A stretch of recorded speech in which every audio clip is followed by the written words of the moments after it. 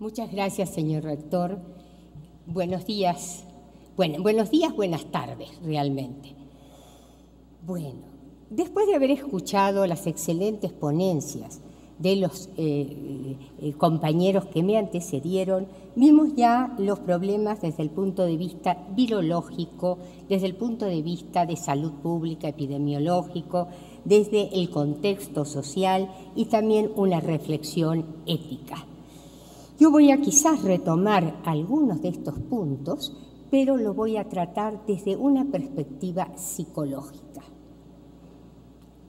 En este sentido, podemos considerar a la epidemia como una verdadera situación traumática en la cual los sujetos se vieron, se sintieron invadidos por una cantidad de estímulos, de emociones, de sensaciones que no pudieron controlar ni elaborar psicológicamente.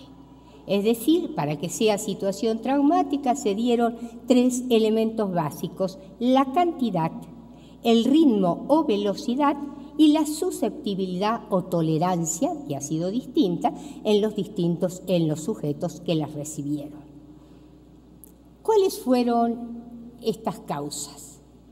Primero y fundamentalmente, la enfermedad. La información con sus aspectos positivos, pero también con sus aspectos bombardeantes. Y también, y muy fundamentalmente, la ruptura de un orden habitual que sostiene, que da seguridad, sentimientos de identidad. Orden que además permite canalizar tensiones y obtener ciertos grados de gratificación o satisfacción. Pues bien, existe una necesidad de procesarla, de entenderla, de ponerle palabras, o sea, hablar, comentar, pensar, decir aquello que sentimos, que vivimos y que imaginamos. Recién me referí a emociones.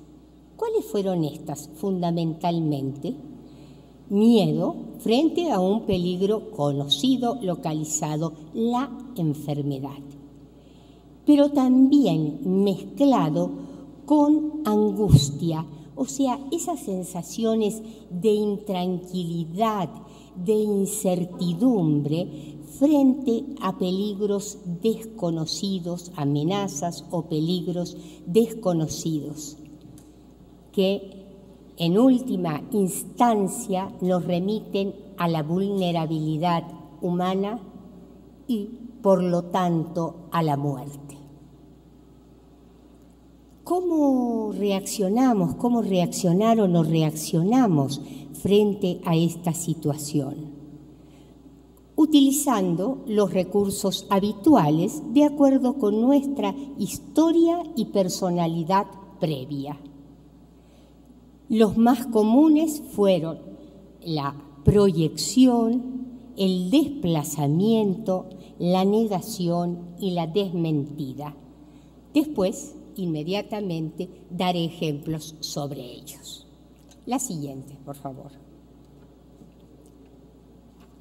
Recién hablé de la normalidad perdida. Ahora voy a hablar de la normalidad reencontrada.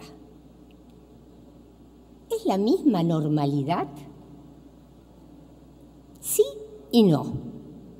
Porque recuperamos una organización y actividades suspendidas, los que tuvimos suerte de poder hacerlo. Pero también esta organización está impregnada, podríamos decir, influenciada por la influenza misma. Es necesario, por lo tanto, integrar las experiencias vividas, unir el antes con el ahora, lo extraordinario con lo ordinario, con sus efectos positivos y negativos. Necesitamos, por lo tanto, redimensionar la situación en su conjunto, lo cual nos va a permitir al mismo tiempo seguir procesando, elaborando el trauma. El tiempo y la fuerza recuperadora y reparadora de lo cotidiano nos ayudan en este sentido. Ahora bien, ¿cuáles son las dificultades o los obstáculos que se presentan? Hacer como que nada pasó, cerrar brusca e inmediatamente la experiencia. Claro mecanismo o ejemplo de la negación. Pero, ¿qué pasa? Al dejar afuera, al tratar de dejar afuera el malestar vivido, también se deja la experiencia y el aprendizaje logrado. Además, este malestar, lamentablemente, puede reaparecer en otras ocasiones semejantes. Luego, no cumplir con las medidas de protección. El típico, la enfermedad, la epidemia existe, pero no me lavo las manos. Aún así, pero a mí no me va a pasar nada. Típica desmentida y que no se utiliza únicamente para el lavarse las manos, sino a todos les habrá caído el 20 que también frente a otras situaciones hacen lo mismo o se hace lo mismo.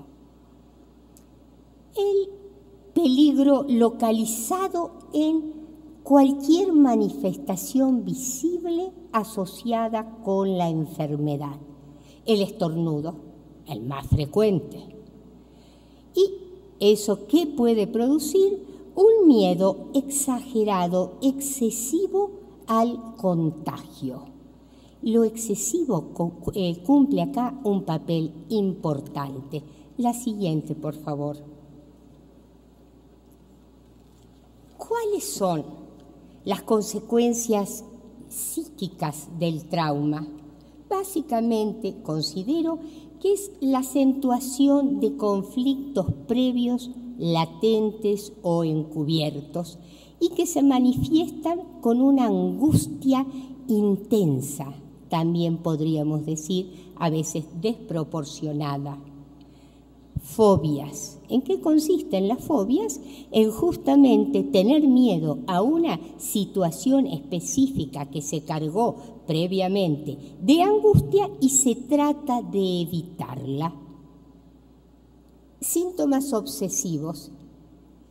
El más común son los rituales de limpieza, lavarse exagerada o compulsivamente las manos, o cualquier otro ritual de limpieza, o pensamientos también recurrentes, pasó o no pasó, de qué manera lo podríamos haber evitado, etc. Reacciones paranoides, donde todo lo externo se vuelve amenazante o peligroso, pero básicamente ciertas situaciones, lugares o grupos humanos, lo que facilita rápidamente los fenómenos de discriminación al que antes se refirieron mis compañeros. La diferencia entre estas diferentes manifestaciones, podríamos llamarlas psicopatológicas o caracterológicas, es ¿cuál? En la histeria se siente, en la fobia se evita y en estas reacciones paranoides se agrede activamente. También se pueden agudizar problemas familiares previos, agudizados precisamente por la convivencia forzada.